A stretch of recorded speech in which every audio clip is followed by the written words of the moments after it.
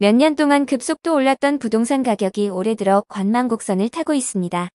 최근 금리 인상과 DSR 여파로 부동산 매수 심리를 많이 잠재웠는데요.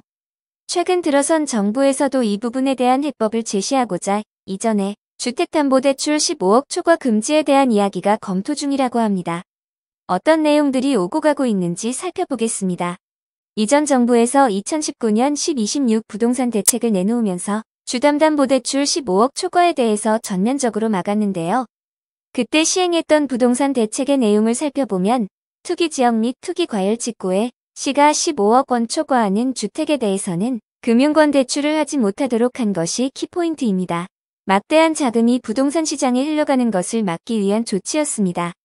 이와는 상반되게 국민의 재산권을 침해하는 내용으로 헌법재판소에 위헌 소송이 제기되어 있는 상태입니다.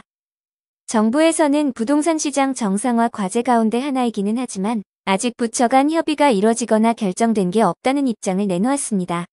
9월 4일 관계부처의 말에 의하면 기획재정부, 금융위원회, 국토교통부는 9월 말쯤 부동산 관계장관 회의를 열어 현 부동산 시장 상황을 점검하는 한편 그에 따른 대응 방안을 검토할 예정이라고 합니다. 현재 주택담보대출 15억 원 초과 규제는 정비사업을 통해 주택을 새로 지을 때의 이주비 또는 중도금 대출에 한해 가능합니다. 그렇지만 개별 매수자가 1.2 금융권에서 대출 자체가 불가능한 상태입니다. 만약 이 부분에 대한 규제가 풀리게 된다면 현재 시점으로 놓고 볼 때 강남 3구의 거래량이 소폭 상승할 것으로 전문가들은 예측하고 있습니다. 그 이유는 강남, 서초, 송파 등은 초고가 주택들이 밀집되어 있는 곳이기 때문입니다. 고종환 한국자산관리연구원장의 말에 따르면 최근 집값이 내리는 추세지만 서울 평균 집값은 11억 원 정도라며 강남 3구나 마영성 등 주요 지역 30평대 아파트는 15억 원을 초과하는 경우가 많기에 이번 대출 규제 완화는 시장의 연착륙에 도움이 될 수 있다라고 전했습니다. 더불어 이은영 대한건설정책연구원 연구위원도 지난 정부에서 고가주택의 기준을 9억 원, 15억 원으로 보고 구간별 대출 규제를 했는데 집값이 지속적으로 오르면서 사실상 집을 사지 말라는 결과로 이어졌다라며 반시장적 규제를 정상화한다는 차원에서 필요하다고 본다라고 말을 했습니다.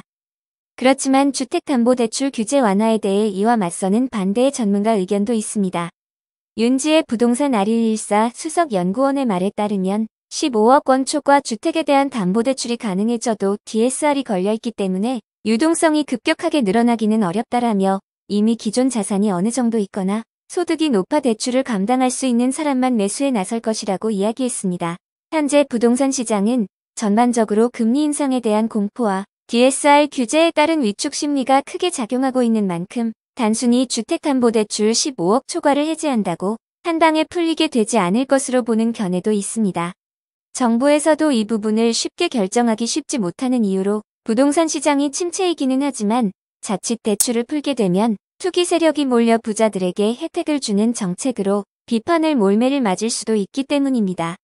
정부 관계자의 말에 따르면 시장 상황, 주택 수급 여건 등을 종합적으로 고려해 부동산 제도의 질서 있는 정상화를 추진 중에 있다라며 정책 과제 및 정책 발표 일정 등에 대해서는 관계 부처 간 협의가 이뤄지거나 결정된 바가 전혀 없다라고 전했습니다.